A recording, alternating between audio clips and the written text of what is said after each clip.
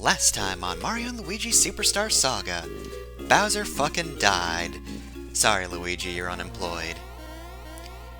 But on the bright side, we can leave Stardust Fields. So where will we go next?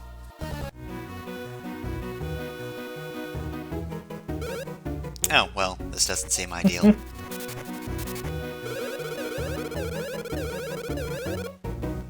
I mean, we've killed a king, but not a prince.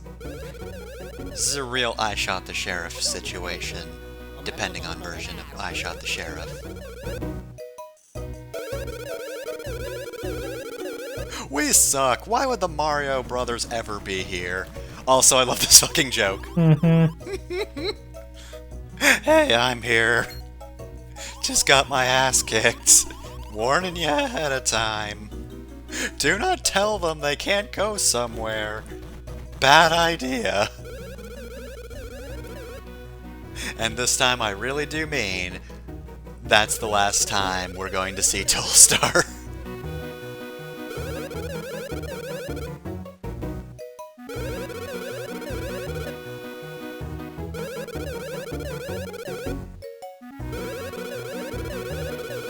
Okay, well, that literally isn't like either one of us, so don't know why you were going with this line of questioning.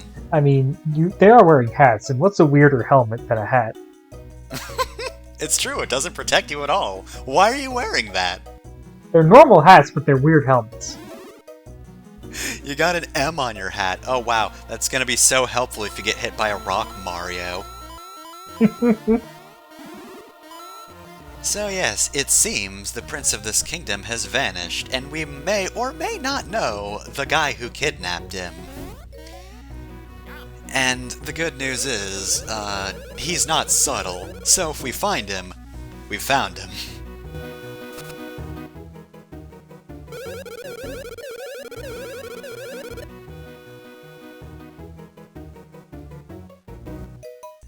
So, we'll mention real quick, God, the little designs on the side of the houses always just make me think of like an open-faced cheeseburger or something like that. That just looks like cheese. I know it's supposed to be roofing, but come on. Other than that, I do really like the house designs here. These look cool. I don't know if I'd like having a massive hole in the back of my house. Oh god, no. Yeah, no, I would not want a hole that leads to a waterfall. I wouldn't live here, but it looks cool. That's a safety hazard. Especially because they're, like, much more solid cliffs not too far from this bridge.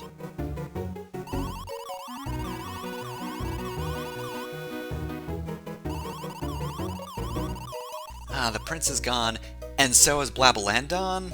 Ah man, there's just a whole lot of disappearances. Wonder if they're connected. Ah well. We'll probably never know.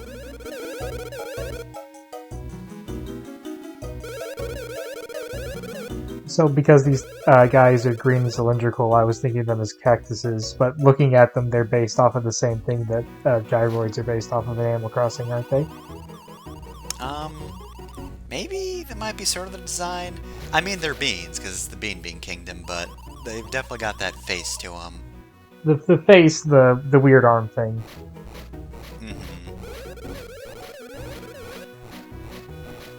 Alright, well, we don't really want to be on the mountain, so let's go this way, and hey! Kidnap any good princes recently? That seems like a yes. Love that sound. Yep, that's us.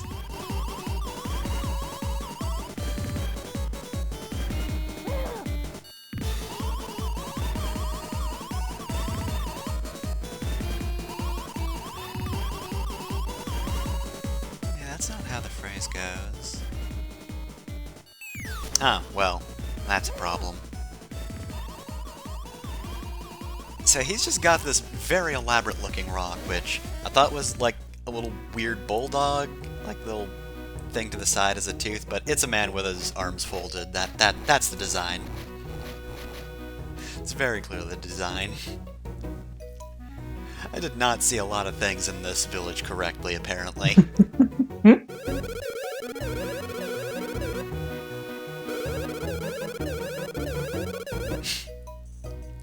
Just walls full of jokes. There's gotta be lost somewhere here, right?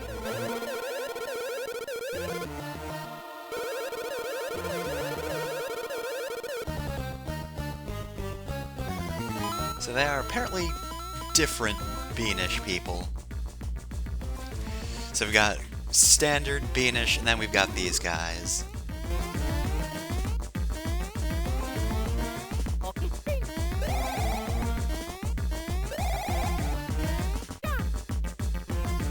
Alright, so this area is completely unnecessary, but we can get some pretty good items from here. And not only that, we'll also have, like, a little tutorial to do.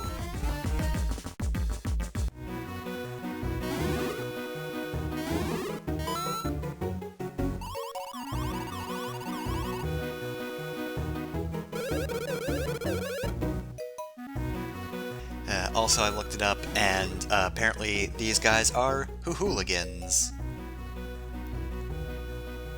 And apparently it is agreed that they do actually resemble cacti a little bit, but, you know, also beans. And yeah, indeed, Hanawa is probably the things we were thinking of. Yeah, Hanawa statues. I just kept thinking of Jomon pottery, and that's a completely different thing. Anyways, game mechanic we've never seen before. Yeah, so, there's really not much to get from this, but, Mario will actually just do this when he drinks too much water. I don't know why, but we can use it to our advantage.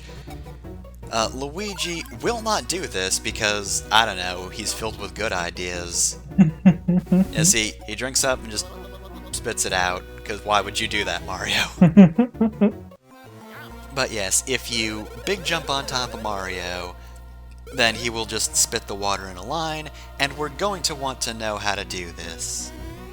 It's going to be a very important mountain climbing tool. Strange, I know. But yeah, we basically just named all of the inspirations for the Hoohooligans.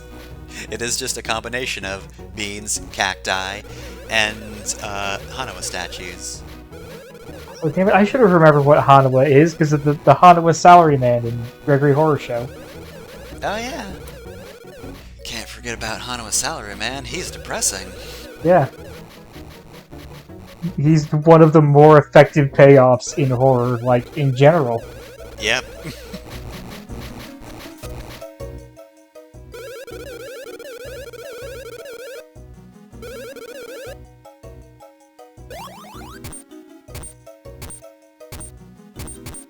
Alright, you get him. Oh, well, I don't think that was supposed to happen. Did you want pebbles? Because you got pebbles now.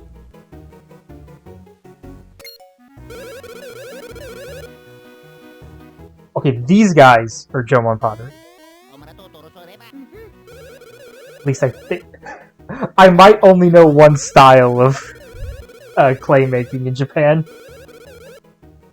But these guys have ball toy eyes, and I'm pretty sure that's based on Jomon pottery. In fact, I can look it up.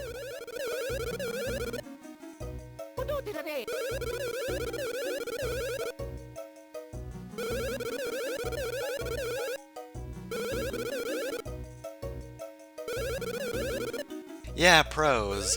And, you know, you're so professional that you can't just use ordinary materials for hammers.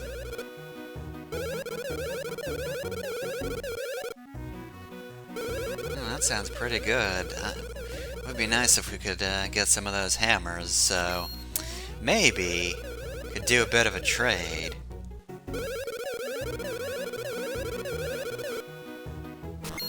That's my yes jump.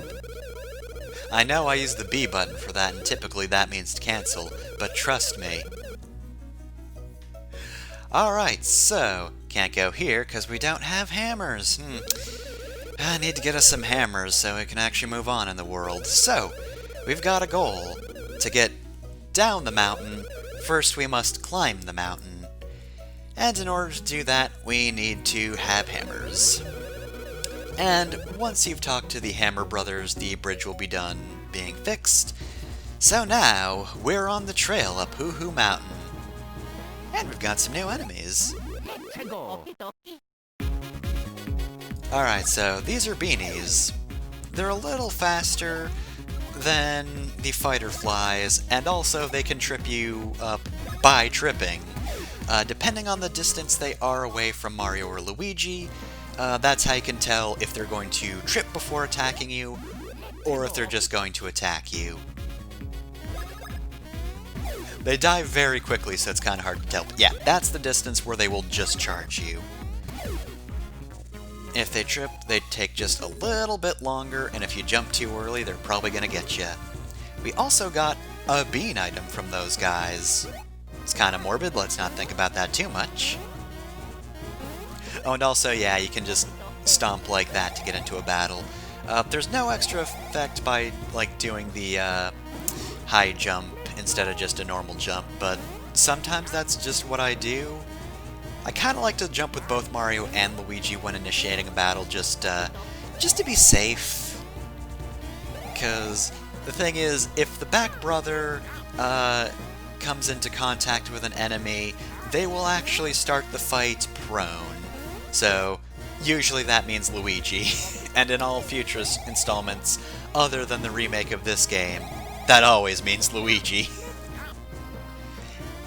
Actually, to be fair, I think Mario can also be back attacked, or the front brother can be back attacked in this game. It's just very difficult for that to happen. Oh, and hey, we've got a new enemy. So that's a weird-looking Dry Bones, but it's a Dry Bones nonetheless. That's going to be a Luigi attack. If it rotates its head horizontally, that means it's going to be attacking Mario instead. Not too bad of a tell to learn, though that might hit you before you actually learn it. It's a pretty quick attacker.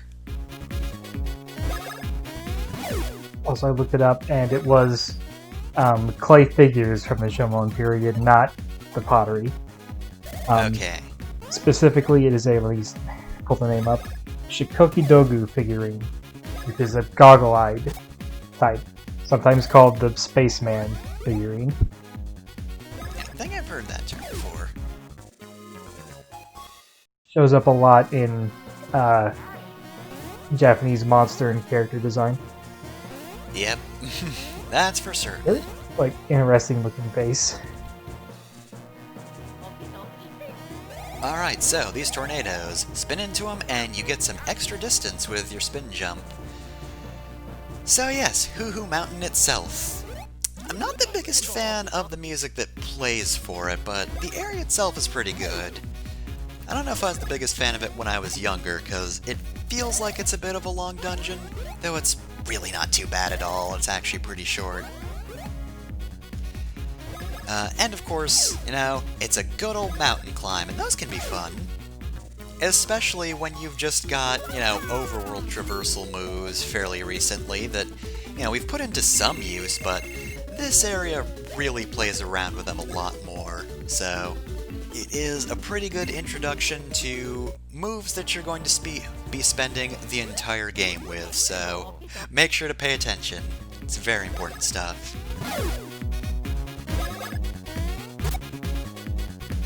I should also mention, you probably noticed that every once in a while, you see a brother get a lucky attack. In this case, it was Mario.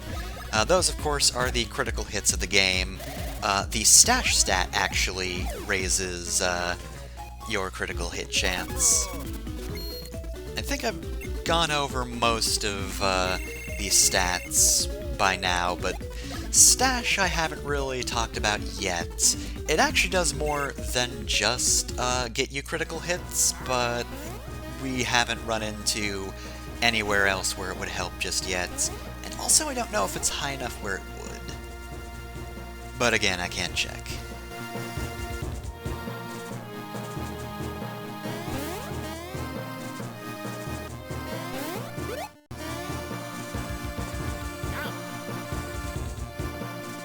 Alright, so that fountain right there isn't working, so Hoohoo Mountain watering hole. Alright, this is probably one of the reasons this dungeon felt longer when I was young. Because we're climbing up the mountain and there's already a detour in our mountain climbing. Spitting, you say? Well, Mario's a very weird man who will just do this with water, so we can use that to our advantage. And just make these statues real spooky. They're connected to those weird wall things. Just burp up a tornado when they laugh. Also, he's definitely doing more than just spitting. A lot of that water is in his gut. He is, in fact, vomiting. Let's not think about that too much, though. I didn't come here today to discuss Mario vomit. We can close this debate before it even gets through a single page of the forum. Oh my god, how long until the fucking game theory guy talks about Mario having bulimia? Oh god, I hate that we live in a universe where that's technically a joke, but it could always end up not being a joke. Only a joke until Matt Fat hears me say it, and then he fucking does it.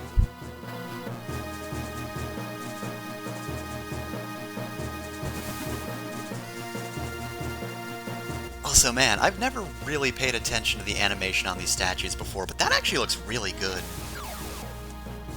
Like, you can see the little, like, wavy pattern on the statue from the flames.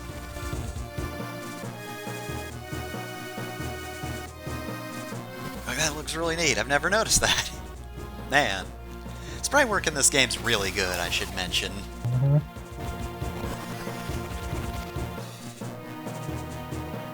That's one of the reasons why I don't think I ever really bothered with the remake of this game, is because, man, this game's not really dated that much. There's a few things that could be improved, but otherwise it's pretty good. Like, graphically, it looks amazing. Mm-hmm. I'd still be interested to try the new game mode. Yeah. Like, I'm sure it's not a bad remake. It's just, there's so much else to play, and, you know, the timing on those remakes was kind of bad, evidenced by the fact that, you know, Alpha Dream kind of died because of the remakes.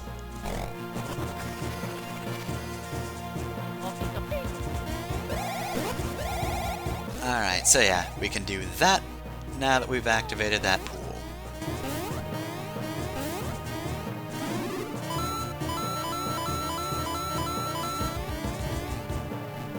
And, oh, Huhu Mountain Trail. So, we're actually midway through Huhu Mountain. We've got this weird thing. Huhuros, the ancient weapon of the Huhu civilization. Well, you're pretty cheery for an ancient weapon, so you know, I'll take it.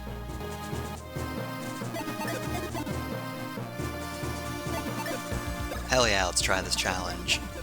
This challenge kinda sucks.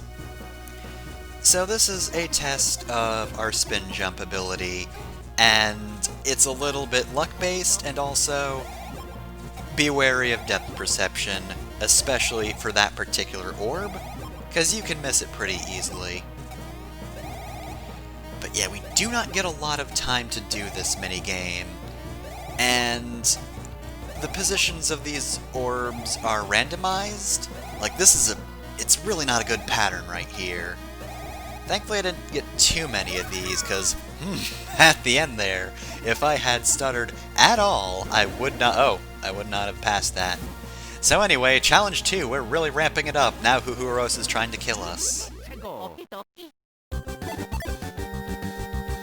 Thankfully, though, it's an ancient weapon, so, you know, its main gimmick is hiding.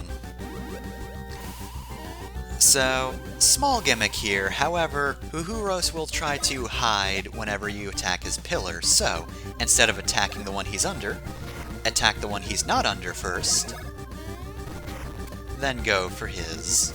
He'll try to hide again, and realize he can't. And at this point you can either destroy the other pillar, or wail on him.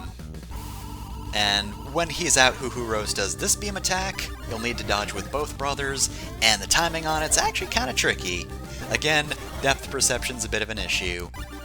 So now that I'm saying this, hey, 3DS Remake could have some upsides.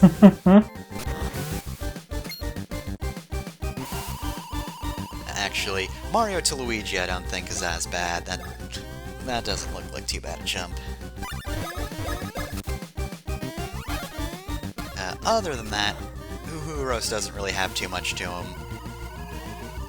His difficult attack does put him ahead of Tolstar, at least I will say that.